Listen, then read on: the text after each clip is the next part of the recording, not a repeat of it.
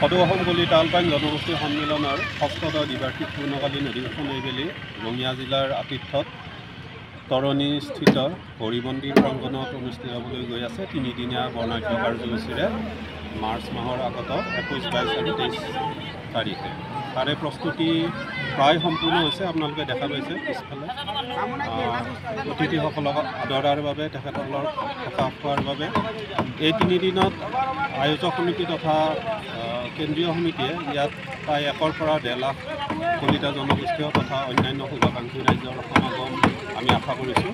আৰু এই বৃহৎ সংখ্যক সমাগমক আদৰাৰ বাবে আৰু তেখেতসকলৰ সুবিধা অসুবিধাসমূহ আশানুৰূপভাৱে পূৰণ কৰাৰ বাবে বিভিন্ন ধৰণৰ প্ৰস্তুতি প্ৰায় সম্পূৰ্ণ হৈছে। পানী যোগান, খাদ্য বিভাগ, টয়লেট বিভাগ, এই আটাইবিলাক বিভাগে নিজা নিজা প্ৰস্তুতি প্ৰায় সম্পূৰ্ণ কৰি তুলিছে। কিমান ৩ দিনতে ১ৰ পৰা ১.৫ লাখ লোকৰ সমাগম আশা কৰিছোঁ। আৰু বিশেষকৈ শেষৰ দিনা ২৩ মাৰ্চ তাৰিখে যিদিনাখন আমাৰ মুকলি সভা অনুষ্ঠিত হ'ব, আমি তাত লক্ষাধিক লোকৰ সমাগম আশা কৰিছোঁ।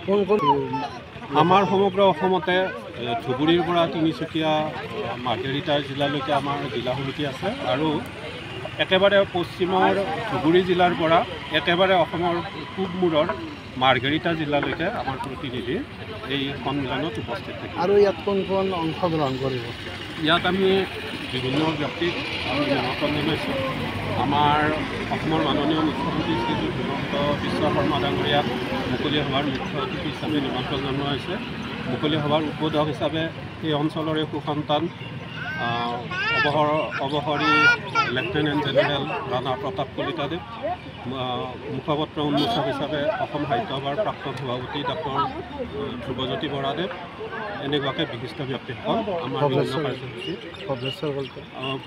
ভুৱনেশ্বৰ কলিতা স্থানীয় সুযোগ্য সন্তান এই অঞ্চলৰে তথা ৰাজ্যসভাৰ সাংসদ আৰু কেওগৰাকী কলিতা বিধায়ক, মন্ত্ৰী তথা সাংসদ আমাৰ সমূহ কাৰ্যসূচীতে উপস্থিত থাকিব। আৰু এই ক্ষেত্ৰত আমাৰ আদৰণি সমিতিৰ সভাপতি তথা স্থানীয় বিধায়ক শ্ৰীযুত ভৱেশ কলিতা ডাঙৰীয়াই বিশেষ পদক্ষেপ গ্ৰহণ কৰিছে। যিকোনো খবৰৰ বাবে যোগাযোগ কৰক 7099017330 লগতে 7099017110 নম্বৰত।